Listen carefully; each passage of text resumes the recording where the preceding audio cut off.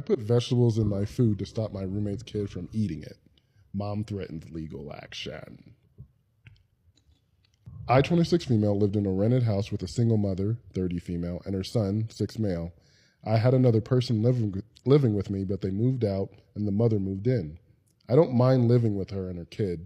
It's fine and we kind of do our own thing. I spend a lot of time at my boyfriend's house or working. Our work schedules collide, so we really don't interact much, but when we do, it's fine. No issue there. I want to start with saying she clearly struggles financially, but I don't think it's an excuse. I don't make lots of money either. However, I noticed that my food would go missing or portions would be taken from it. I assumed it was her kid, so I asked her if she'd stop him from eating my food. I was calm about it, and she said she would. It didn't really upset me when it first started. It started getting annoying when I'd get home from work and expect to have a meal's worth of leftovers in the fridge, only to see it picked through or just gone. I kept bringing it up, and she started getting annoyed with me bringing it up. Just from observing them, I realized that neither of them ever eat vegetables, and judging by the food that would get picked through and the food that would be untouched. Anything with green in it was avoided. Orange chicken could be gone, but chicken and broccoli would be untouched. So I started putting vegetables in everything. I find vegetables to be so delicious. And anything green or not a potato does not get eaten. So I can mix some bell peppers into the food and it would be fine. I make a big portion of vegetables pretty frequently anyway, so I just started putting it in everything I eat. If I had leftover mashed potatoes, I'd pour green beans in it and mix it up. If I had leftover cheesy bacon fries, I'd pour broccoli all over it and mix it in. Usually my homemade stuff has vegetables in it, but I started making sure everything I did. I made a pot of mac and cheese, the kids' favorite thing, and poured in roasted Brussels sprouts. Ooh, that sounds good. Which is actually delicious to me, and I'm eating more vegetables, so it's a win-win. Maddie, he was... She had been seeming annoyed, but we were all home when I made the pot of mac and cheese. She was in the living room and saw me get out the Brussels sprouts and was like, "What are you going to do with that?" And I poured them in. She said I was being greedy and annoying. I just said, "I like Brussels sprouts," and that was it. She said, "We need food," and I told her to go get some, or stop buying only prepackaged things and your money will go further. I think she sees it as some big act of revenge, but I simply want to be able to eat my food. I also want to add that the sharing is not the issue. It's expecting to have food there, and it's not. So often I'd be working a long day and get home expecting to have a meal's worth of food, and it's all gone. Mm-hmm. Or I wake up in a rush and have my food ready to eat in the morning only to find it gone. So now I have to skip breakfast. If she would simply text sometimes, "Hey, is it okay if we eat food item?" I would know and know to make other plans. I would stop for food or know I have to whip something up when I get home. Also, I think eating the last of someone else's food is crazy and rude. Mm-hmm. Yeah, if someone makes a big terrible. pot of something and you ask for a serving, sure. But if someone made something and there's one serving left, you eat it without permission, that is evil as hell. Update. So I've been steadfast with putting vegetables in everything. I put vegetables in things I've never even thought of. This is carried on and the mom calls me a jerk, but will not verbalize that she's eating my food. She just sees me making a lasagna and adding celery and bell peppers in the layers of... Oh, wow. She just sees me making lasagna and adding celery and bell peppers in the layers and fumes off to the side. The only thing I can't add vegetables to is snacks like chips or if I bake brownies or cookies. However, this is easily remedied by putting baked goods in a Tupperware and keeping them in my room. Same with chips. As I previously stated, the sharing is not the issue. Recently, the kid knocked on my door and asked if he would have a bag of microwave popcorn. I said yes and gave him one. All of this would be way less annoying if she just texted, "Hey, can I have some of this?" and waited for my response before just helping herself. I do feel for the mom because she clearly struggles with cooking and trying new foods. She is older than me and winces at the thought of biting into anything green. And it's spreading to her kid, but it's no excuse. A few days I was making taco meat out of ground beef, and like usual, she was looking without looking.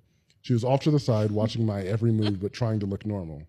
I made a dish the day before that involved sauteed mushrooms and cut up peppers. So when the meat was almost ready, I opened the fridge, and she freaked when she saw me holding the mushrooms. She said, "Son's name hates mushrooms."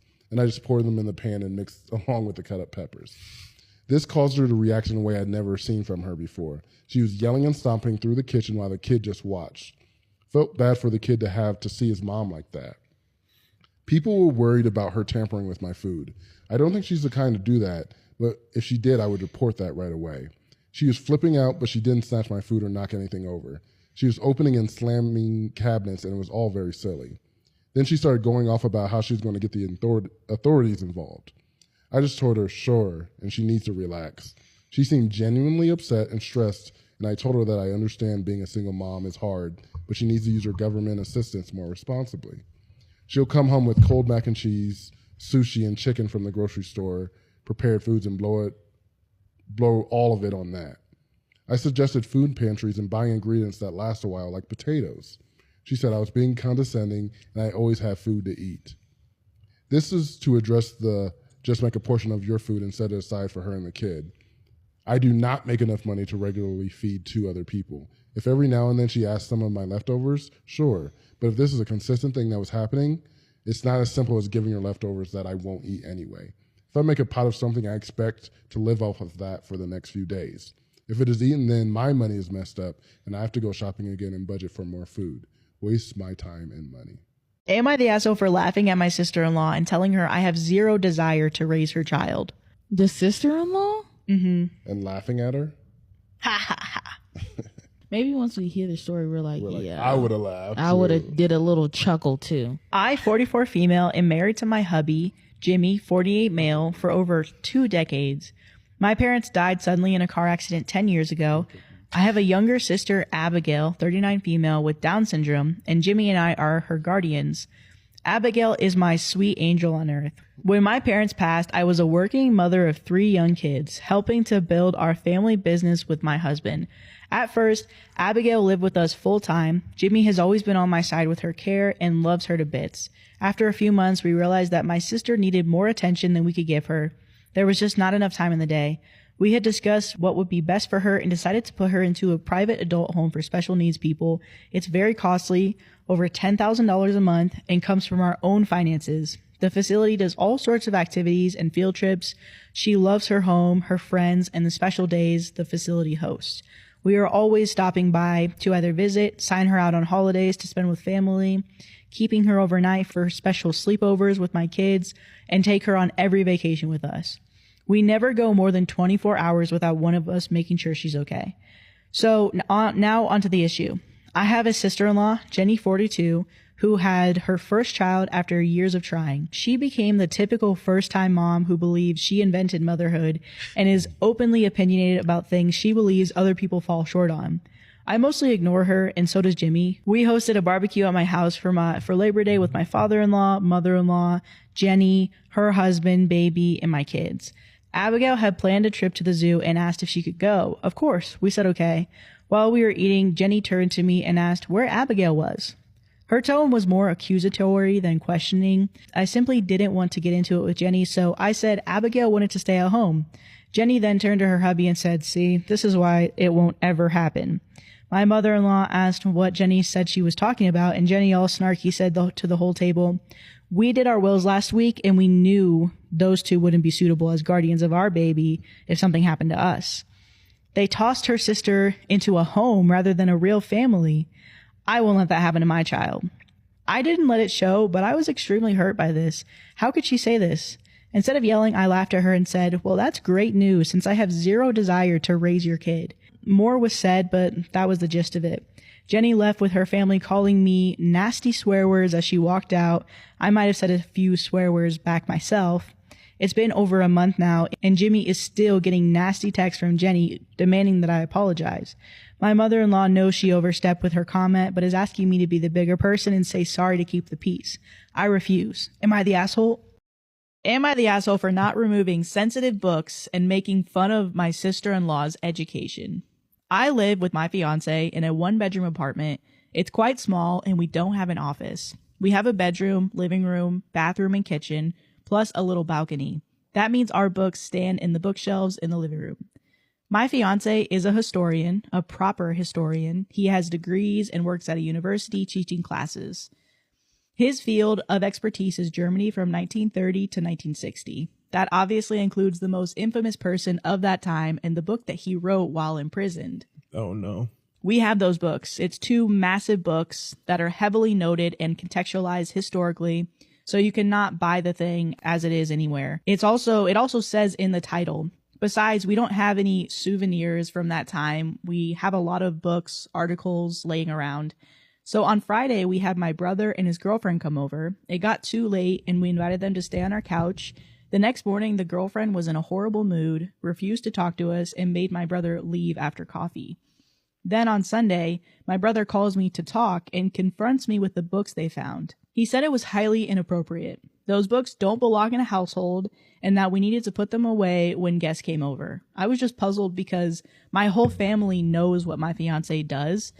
He then said I owe his girlfriend an apology and he wanted me to show him how we deal with my fiance's issue. I just told him that this was all very ironic and that this is where I might be the asshole. I said that it's not my fault his girlfriend couldn't read. Because if she did, she would have read on the covers that it was a critical view of the manuscript of no. That this fake outrage was childish and that he could call me when they both grew up. Ooh. Since then, my mother has been hounding me, but my father thinks this is hilarious. Am I the asshole? Top comment says, I can't blame anyone for being unsettled by those books. The very existence is wrong, but if we ignore their existence, we ask to repeat the errors of earlier generations. 1,000%. Mm-hmm. The fact that your brother and his girlfriend totally missed the fact that your fiance is a historian just shows that they're either daft or looking for a fight. Daft, okay. Also, some of these like English like insult words, like I'm like, I kind of want to pick it up daft in my vernacular. So dope. Daft is... That's devastating to hear. Are you daft? Are you daft? Are you absolutely daft? Are you mad? You daft, bro. Also, I'm guessing that these books are not exactly prominently displayed and are shelved among loads of other historical books. Not the asshole, but your brother is. Is he your mom's golden child? That would explain her reaction.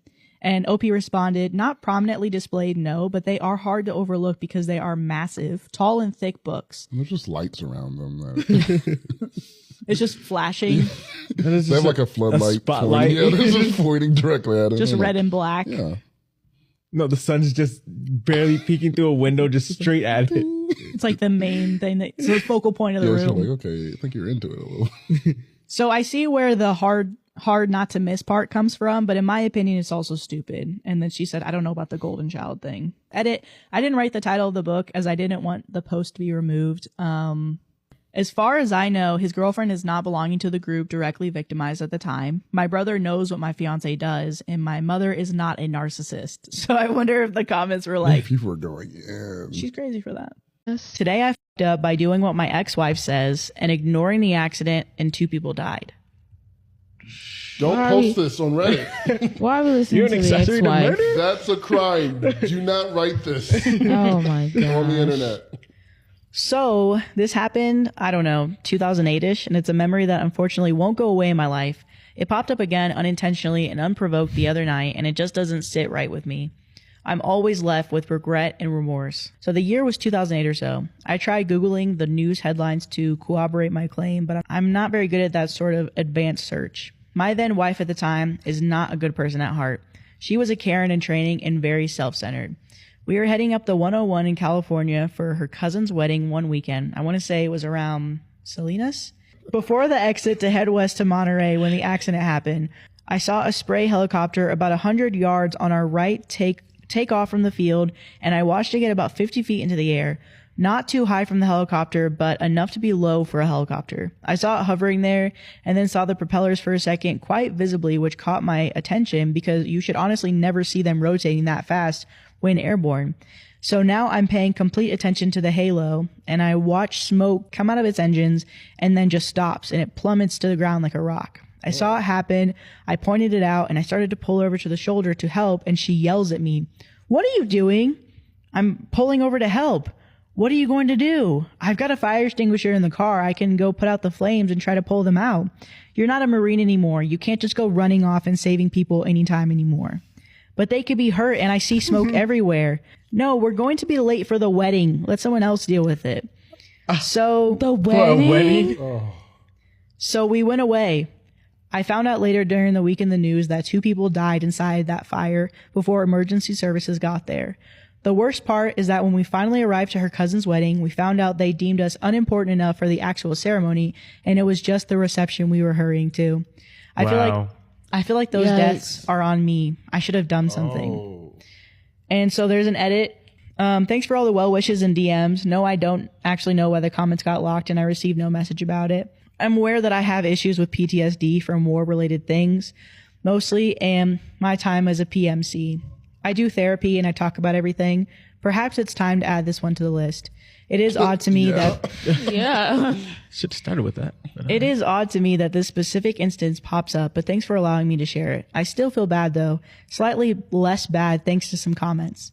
The helicopter never actually exploded, but yes, I'm aware my rinky-dink extinguisher would have been as useful as a bottle of water. If I remember correctly, it was a small cockpit fire, and the engine had just died, hence my regret for at least not trying. No one found the article yet, but I appreciate the effort, truly. It's why I mention it. If it helps, I just want to say it was around early afternoon, maybe. Definitely not the morning crash people keep sending me where the people survived.